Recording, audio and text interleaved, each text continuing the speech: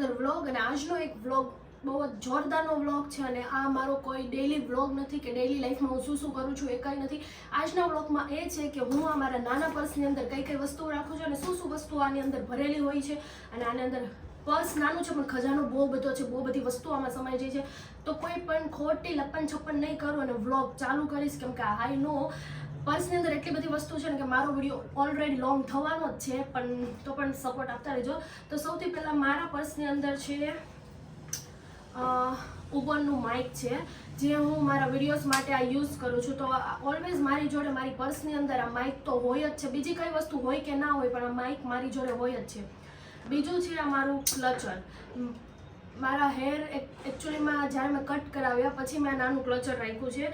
એ પહેલાં જ્યારે મારા હેર લોંગ હતા ત્યારે હું આ મોટું ક્લચર છે એ યુઝ કરતી હતી અને અત્યારે મારી જોડે ઓલવેઝ આ નાનું ક્લચર છે એ જ જોડી રહી છે. બીજું છે મારી પાસે આ બુક છે, મીન્સ કે સર્વિસ બુક છે. મારી એક્ટિવા છે ને બહુ બગડતી રહી છે, એટલા માટે છે ને આ બુક હું જોડે જ રાખું છું અને ક્યારેય પણ સર્વિસમાં મૂકવાની હોય તો ગમે ત્યારે મૂકી શકાય. એટલે અને મારાથી છે ને બધી વસ્તુ ખોવાઈ પણ બહુ જાય, એટલે બહુ જરૂરી વસ્તુ હોય ને બધી હું પર્સમાં જ રાખું. એટલે મારી પાસે એક બુક છે એ મારી જોડે છે.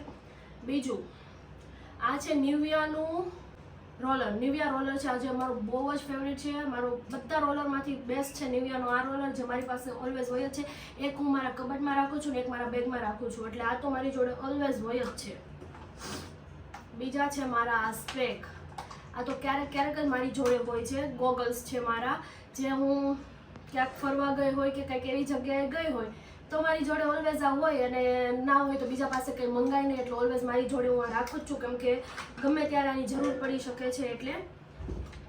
અને ઓલમોસ્ટ મારી જોડે મેકઅપનો બધો સામાન જોડે જ હશે. આ છે આઈ શેડો, જે ફોરેનની કન્ટ્રીમાંથી મેં મંગાવેલો છે. આ છે ડોટ એન્ડ કીનું વિટામિન સી અને vitamin E super bright sunscreen lotion.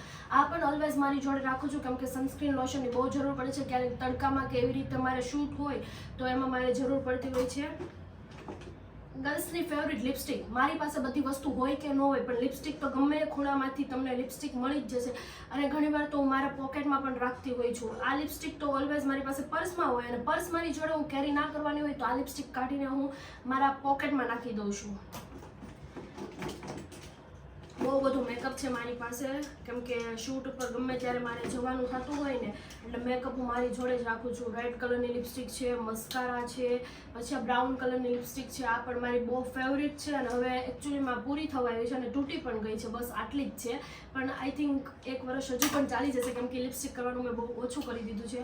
પછી આ સ્વિસ બ્યુટીની છે લિપ લાઇનર છે, આ છે આઈલાઇનર છે અને આઈબ્રોઝ પેન્સિલ છે. સોરી, આઈબ્રો પેન્સિલ છે આ, જે ક્યારેક ક્યારેક શૂટમાં જવાનું હોય ને મેં આઈબ્રો નહીં કરેલો હોય તો આઈબ્રો પેન્સિલ ક્યારેક કામમાં આવી જાય છે. બાકી તો મારો આઈબ્રો એકદમ જોરદાર જ છે.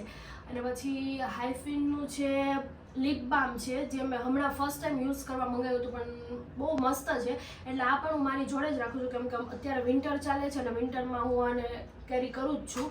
અને આ છે આઈલાઇનર.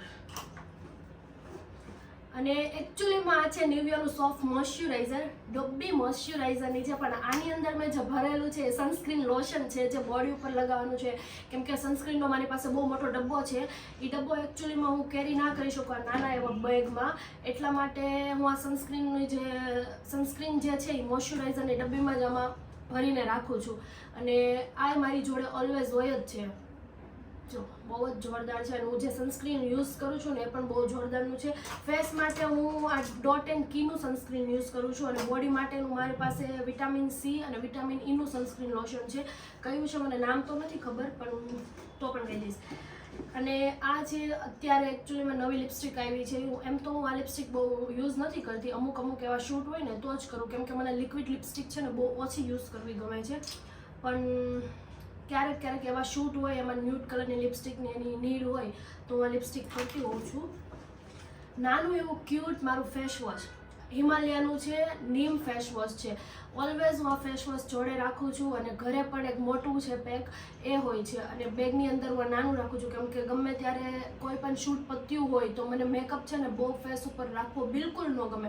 ફટાફટ શૂટ ખતમ થાય અને ફટાફટ જ મારે ફેસ વોશ કરવું હોય અને બસ ફેસ વોશ કરી લઉં.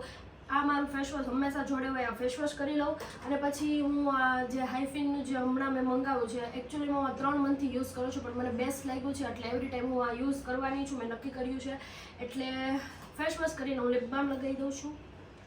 આ છે મારું ફેવરિટ બ્લશર, કલર સ્ટ્રોક કરીને છે, કંપની મને યાદ નથી, પણ આ બ્લશર બહુ જ મસ્ત આવે છે. આ મારું favourite one of my favourite blusher. Means કહું ને કે બધા બ્લશર મેં યુઝ કર્યા છે, ઘણા એવા બ્લશર યુઝ કર્યા છે, પણ એમાંથી મારું છે ને આ મારું ફેવરિટ બ્લશર છે, જે મને બહુ જ ગમે છે અને જલ્દી છે ને બ્લેન્ડ પણ થઈ જાય છે અને સ્કિન ઉપર કે મારા ફેસ ઉપર લગાવ્યું ને તો લાગતું પણ નથી. બીજા અધર બ્લશર મેં પહેલાં યુઝ કર્યા હતા તો બહુ ભડકેલું લાગતું હતું. આ બ્લશર મારા માટે બહુ મસ્ત છે. અને આઈરિયા કાજલ છે, જે મેં ઝુડિયોમાંથી હમણાં જ લીધી છે. ગ્રીન કલરની કાજલ છે, કેમ કે બ્લેક કલરની કાજલ જે કરું છું એ મને બહુ સ્પ્રેડ થઈ જાય છે, એટલે અત્યારે હું આ ગ્રીન કલરની કાજલ યુઝ કરું છું. પછી છે મારી પર્સનલ બુક.